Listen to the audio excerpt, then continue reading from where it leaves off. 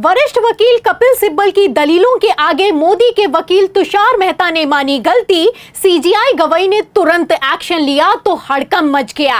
आपको बता दें कि वक्फ की सुनवाई का आज सुप्रीम कोर्ट में तीसरा दिन है, लेकिन फिर भी मोदी सरकार सुप्रीम कोर्ट में जवाब नहीं दे पाई। उल्टा तुषार मेहता ने भरे कोर्ट रूम में अपनी गलती मानी तो बवाल खड़ा हो गया है।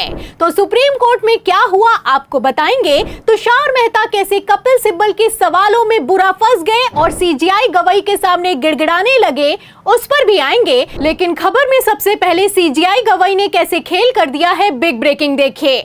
आपको बता दें कि सीजीआई गवाही ने वक्फ की सुनवाई के दौरान सुप्रीम कोर्ट में एक बयान दिया है और इस बयान ने सोशल मीडिया पर तहलका मचा दिया है। राजनीतिक विश्लेषकों से लेकर वरिष्ठ वकीलों का साफ कहना है कि वक्फ कानून सुप्रीम कोर्ट में बुरी तरीके से फंस चुका है। और ऐसा क्यों कहना है? क्योंकि सीजीआई गवाही ने इशारा किया है कि वक्फ कानून कैंसिल हो सकता है। तो फिलहाल सीजीआई गवाही ने क्या बयान दिया है, छोटा सा बयान है। बयान का मेन पॉइंट मैं आपको पढ़कर सुना भी देती हूं। खबर आप देखिए एबीपी की, देखिए इसमें लिखा हुआ है कि संसद से पारित होने के बाद कानूनों की संवैधानिकता की धारणा होती है और कोई कानून संवैधानिक नहीं है तो जब तक इस संबंध में कोई ठोस और पुख्ता मामला सामने नहीं आ जाता, अदालतें इसमें किसी प्रकार का हस्तक्षेप नहीं कर सकती हैं। तो आप देख सकते हैं, जहां एक तरफ सुप्रीम कोर्ट में 1332 पन्नों का हलफनामा दाखिल करते हुए मोदी सरकार ने दावा किया है कि संसद से पारित कानून को सुप्रीम कोर्ट कैंसिल नहीं कर सकता है, वहीं दूसरी तरफ सीजीआई गवाही ने भरे कोर्ट रूम में इशारा कर दिया है कि कैंसिल भी कर सकता है, अंतरिम रोक भी लगा सकता है, सरकार से सवाल भी कर सकता है, बस पुख्ता सबूत होने चाहिए। अब यहां पर सवाल यह खड़ा होता है कि क्या वरिष्ठ वकील कपिल सिब्बल ने वो पुख्ता सबूत पेश कर दिए हैं? क्योंकि यहां पर मैं आपको बता दूं कि 20 मई से आज यानी कि 22 मई तक लगातार सुप्रीम कोर्ट में वक्फ के मसले पर सुनवाई हो रही है। 20 मई को वरिष्ठ वकील कपिल सिब्बल ने सबसे पहले कमान संभाली और लगातार सवालों पर सवाल किए। सवाल करते हुए उन्होंने साफ कह दिया कि वक्फ में जो प्रॉपर्टी है वो अल्लाह को किया गया दान है और इस दान को ट्रांसफर नहीं किया जा सकता है। कपिल सिब्बल ने कहा कि सैकड़ों साल पुराने कागजात हैं, ये कागज आखिर कहां से आएंगे? आपको बता दें कि कपिल सिब्बल की तरफ से ऐसी शानदार दलीलें दी गई हैं कि मोदी सरकार की जवाब देने में हालत खराब हो गई है। पहले तो कपिल सिब्बल ने सवाल किए और अब सॉलिसिटर जनरल तुषार मेहता जवाब दे रहे हैं और ऐसे जवाब दे रहे हैं कि अपने ही जवाबों में भरे कोर्ट रूम में बुरी तरीके से फंसते हुए नजर आ रहे हैं। आपको बता दें कि सीजीआई गवाही के ठीक सामने तुषार मेहता ने दावा कर दिया है कि वक्फ एक सेकुलर कॉन्सेप्ट है। सुप्रीम कोर्ट में सॉलिसिटर जनरल तुषार मेहता बोले सभी धर्मों में संपत्ति का दान समान होता है। तो एक तरफ कहना है कि वक्फ एक सेकुलर कॉन्सेप्ट है, जो भी दान होता है वो किसी भी धर्म में समान होता है। वहीं दूसरी तरफ मैं आपको बता दूं कि कपिल सिब्बल ने सवाल किया है कि अगर दान समान होता है तो इस दान को ट्रांसफर कैसे किया जा सकता है, पहली बात। और दूसरी बात यहां पर यह है कि आखिर क्यों वक्फ कानून 2025 में यह नियम बनाया गया है कि वक्फ में अगर कोई भी प्रॉपर्टी को दान किया जाएगा तो इसके लिए 5 साल का प्रैक्टिसिंग मुस्लिम होना बेहद जरूरी है। आपको बता दें कि जो ये वक्फ कानून 2025 लाया गया है, इसमें एक क्लॉज है और इस क्लॉज के तहत अगर आप इस्लाम को अपनाते हैं तो इस्लाम को अपनाते ही तुरंत किसी प्रॉपर्टी को वक्फ में दान नहीं कर सकते हैं, आपको 5 साल के लिए इंतजार करना होगा।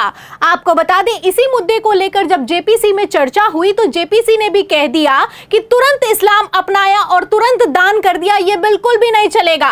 पहले तो प्रैक्टिस कीजिए, इसके जो नियम कायदे कानून है उसे समझिए और वक्फ पर आंख मूंद कर भरोसा मत कीजिए। तो एक तरफ जहां 5 साल की हिदायत दी जा रही है, वहीं दूसरी तरफ तुषार मेहता ने सुप्रीम कोर्ट में खड़े होकर कह दिया है कि वक्फ तो एक सेकुलर कॉन्सेप्ट है। अब अगर ये धर्मनिरपेक्ष निरपेक्ष कॉन्सेप्ट है तो आखिर क्यों 5 साल का इंतजार करना है, सवाल खड़ा होता है। आपको बता दें कि किसी भी धर्म में कौन क्या दान कर रहा है और वो किस धर्म का है ये कहीं पर नहीं देखा जाता है, लेकिन वक्फ में एक कानून बनाया गया है कि 5 साल का प्रैक्टिसिंग इस्लामिक होना जरूरी है। फिलहाल मैं आपको बता दूं कि जहां एक तरफ तुषार मेहता ने जवाब दिया है, वहीं दूसरी तरफ अपने ही जवाबों में मोदी सरकार सुप्रीम कोर्ट में बुरी तरीके से फंस गई है। एक तरफ मोदी सरकार कोर्ट में खड़े होकर कहती है कि वक्फ इस्लाम का जरूरी हिस्सा नहीं, सिर्फ दान है, वहीं दूसरी तरफ 5 साल की इस्लाम की प्रैक्टिस करवाई जा रही है। अब ये क्या चल रहा है और किस तरीके से ये खेल सुप्रीम कोर्ट में एक्सपोज हो चुका है,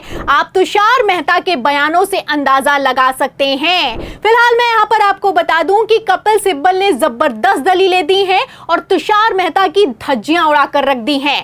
कपिल सिब्बल ने साफ कह दिया है कि सरकार कैसे तय करेगी कि मैं मुस्लिम हूं या फिर कि नहीं हूं। कपिल सिब्बल कहते हैं कि हम सरकार को क्यों बताएं कि हम मुसलमान हैं या नहीं हैं। तो आप देख सकते हैं कि खबरें अपने आप में साफ करती हुई नजर आ रही हैं, ये बयान और ये दलीलें अपने आप में साफ करती हुई नजर आ रही हैं कि किस तरीके से कपिल सिब्बल तुषार मेहता पर भारी पड़ गए हैं। आपको बता दें कि कपिल सिब्बल ने साफ कह दिया है कि ये जो वक्फ कानून लेकर आए हैं ये सिर्फ गैर कानूनी तरीके से वक्फ प्रॉपर्टी को हड़पने का एक कानूनी तरीका है। So, Malas, now the 2025 Act says, moment it's declared or has been declared as an ancient monument is no longer a waqf. That's why I said it's a complete taking over of waqf properties of a community.